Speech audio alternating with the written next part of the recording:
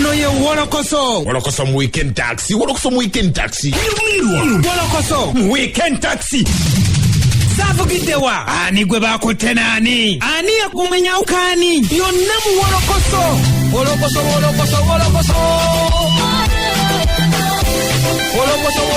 Wolokoso. Mu weekend taxi.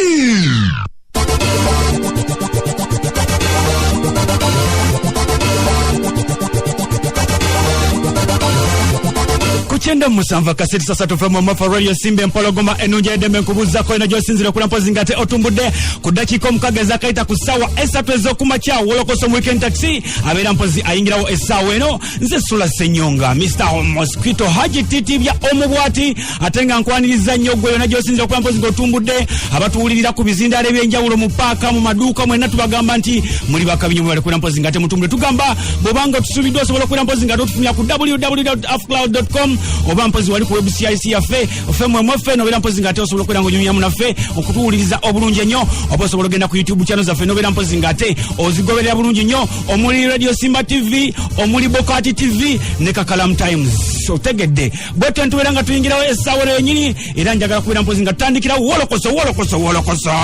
tuwe chali wafe mama meni tuwe muyaye wafe njagala kubyana ebiri sexe muko nawe Haji titi bya lutuwe ngamba sawa ya salam assalamu alaikum Haji wafe omubwat wa alaikum salam wa rahmatullahi wa barakatuh nkole nti aba baby Haji nawe tutandikira kuchinyose nga sinatandikira wao musoke munebalize ku Haji ati andabiride musawumu eno obulungi bwati bannange webale kulabirira Haji bannange webale afunto obutamakoma nyako alage baluwe temuli balungi nnyo kale tukole bweti tusanyusa kulaba Anko Kakalamu apuntireyo utama era deba mami bakaka Kakalamu ono bwe mulaba atestinga atya makalinga sombose yanya akola atya kati shoka nawe Anko Kakalamu tolwa wolutuwe Niko chenda musamba kasiriza satu pemo mwefe radio simbe mpologoma nunje yedembe abatufunya kuchena mobira kasirise musa kone baserugana abatufunya ku www.radiosimba.ug twangere kwaniriza ko na tama chago nako tuli mu program Wolokoso mu weekend taxi tuli nalunje tubanyina wakutandikira nenda gochobomanya katuyingide paka sawa nyanga tuli kusese tulira mu mbera bwete akubuza ko kwaniriza ko side eno Kakalamu de answer Peter answer wo mulembe guno otegede netugamba mpozi kakati atondikirewo onaku mpozi wiiki eyaggwa twakusuubiza okubeera nga tukwongerezayo mpozi kate ku mboozi y'abaana ba Kafeero ngate mpozi mwe muli mwana mulenzi Kafeero Swaziniga ne banne abeesomye okubeera mpozi nga bapangisa okoda okutunda amataka gaabwe agamanyiddwa baliita ttaka s'amataka basobole okubeera mpozi nga babuuka okugenda ebweru wabula wano wetwagwiridde ku mwana muwala mpozi amanyiddwa nga Kase bo bamuyita Keeti ngatera mpozi ono mwana muwala abeera Lugazi nayongera okuttaanya ensonga zino n'agamba nti ekituufu kiri nti esente banibanga ne sente zagulirira omusaayi we bagendera mu DNA yasooka zandibanga zava mpozi zirize batundamu ennyumba ey'ekajjansi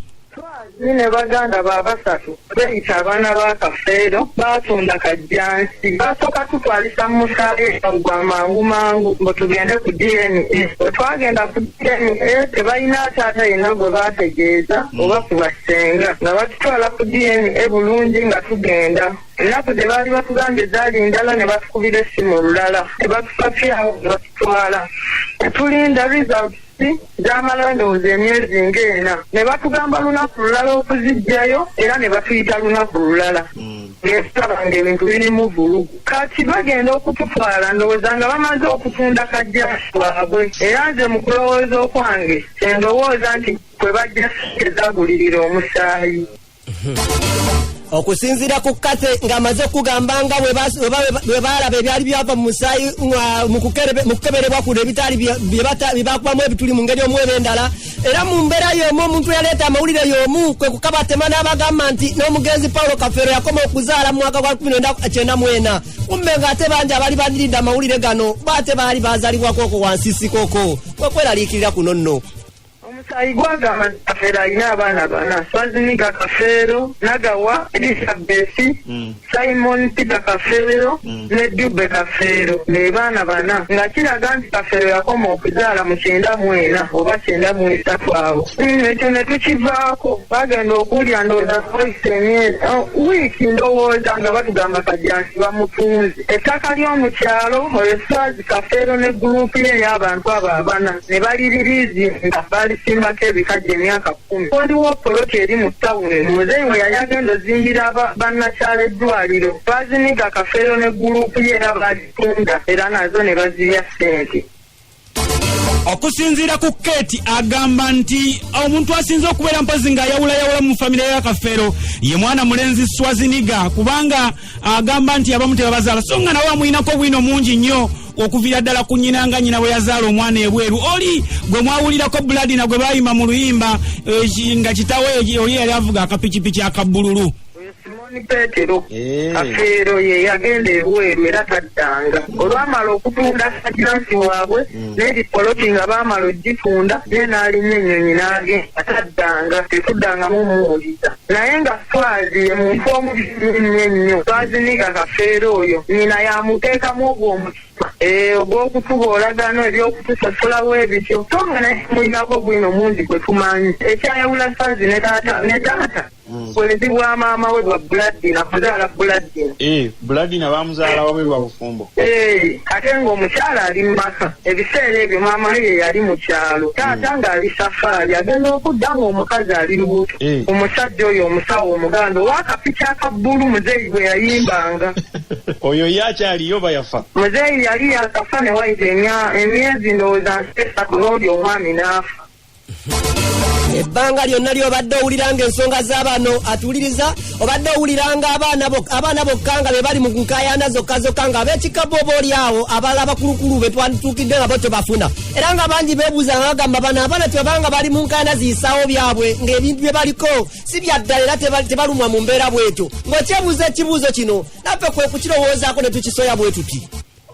bo ng'abataata abasigalawo ne basinga bamwe bakoze okubayamba bo batulwanirira bwe bakiite wa administrator general tugenda ffenna kati ensonga eriwo essaawa zino yakugenda ku DNA buto administrator general yakkiriza kooti n'agiwa order bakkirizise okuziikulayo Pawulo bamugyeko samples twetaaga era omusaayi baagutujjako dda already eguli. Okusinzira ku musika wa Kafeero amanyiddwa nga Martin Kafeero agamba nti kituufu akasente bakafunye kati ekibuzaayo kulinda COVID yaggwe bagende baziikuleyo omulambo gwa Paulo Kafeero bagujjeko endaga butonde ate bakebere basobole okumanya ekituufu. Genda kujeyo muzeeyo tumujjeko obutafaali bakebera abaana anti Swazi olwedde yatucyankalanya yateekawo embeera n'agamba neegana abaana waliyo omuntu omukulu yali amuwadde okusaakebera abaana ba Kafeero bonna abaana results nezikomawo ng'abaana 3 bokka mu ba Kafeero ye Swazi Nagawa Simon Peter bali bana ne Dube kati nze omusika kwolwo saagenda kuba nali manyike babaala ate abaana ne bakaaba nnyo nga results zikomyeyo bamama b'abaana bonna ne bakaaba ne bagamba nti batubodde biki ne tugamba okwagala okuzza ne batereere mu kika tukebera omusaayi twagala kukebera ku muganda wa Kafeero taata waffe omuto ate ne bamugana ne bagamba ayinza okuba si muganda wa Kafeero siku ayinza okuba si muganda wa taata waabwe kati ne bagamba mwagala tukoleko bombo kizikule muzeeyi nga bwe twabagambako wano weekend ewedde nti nga we mutasaba nnyo mwaliddamu okubate nga munoonya we baziika omugenzi gyo Paulo Kafeero nga amalaalo ge tegakyaliwo era kye twali tubagambako kyekino nno Swazi yennyini yakwata omusajja n'akisingayo mbuno balimireko ebikajja emyaka 10. Kati ffe twakibulidde ne tugamba nedda ettaka lya muze lijja ate kwali kwennyini muze kwennyini kwe bamuziika. Naye kati kumpi ku bintu byakafa ettaka era kati lirina okulwanirira kuba abaana ebisinga babitunze babimazeewo. Obanja bonna obw'omusajja bonna mu bitundu bonna babutunze. Naye ekintu kino olowooza simma bakikutemu nga akasobo lwa nsonga. Njogereko ne chairman n'angamba temugendangayo kutwalayo kwemulugunya kwammwe. Chairman w'okukyalo. Kati ye alaba bano baana babiri bokka. Alabako baana babiri be bajja era be bakola nabo endagaano naye ate kyamwewuunyisizza nti waliwo obubanja obulala mbadde mulina ndowooza ekyemmanga ndowooza emmanga w'ettaka lyammwe obulala obuddako awo nze bwati bwanyambyeko mbu nabo ate alabe basimbyeko omuceere ate naye ekirala ekyaleeta okuzi bano abaana okuba bababuura ne babagoba mu kika baswazi bagobayo bannabwe masaaba ne bagamba gwe tuddamu okusangayo kati n'abaana ne batyayo okujja. Okusinziira mpozi ku chairmani wa Masaba ku kyalo mpozi kya Busansula mpozi amanyi ekyawo kwe bazika Kafeero omwami Kasimaggwa ye agamba nti ekituufu kiri nti abaana bano butuufu bandi babatuufu naye babadde nga tebamutuukiriranga naye ng'ekituufu kiri nti Swaziniga ne Simon bajja ne bakola endagaano n'omukulu amanyiddwa nga Isaac ne bapangisa abasajja bano ettaka era ng'abakulu bano bakola mu kampuni emanyiddwa nga Skoll bo bakola nga ba outgrowers. Ensonga z'ebikajjo abaana abo bennyini Simon n'oyo n'omulala oyo Swazi